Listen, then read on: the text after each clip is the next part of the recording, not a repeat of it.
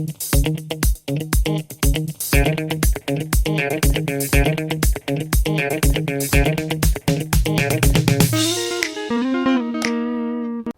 welcome.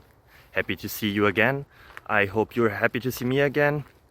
If you never saw me before, then hi, welcome. I hope that the answers provided here help you somehow. If they do, feel free to like, subscribe, ring the bell, and yeah, that would really help me and my family.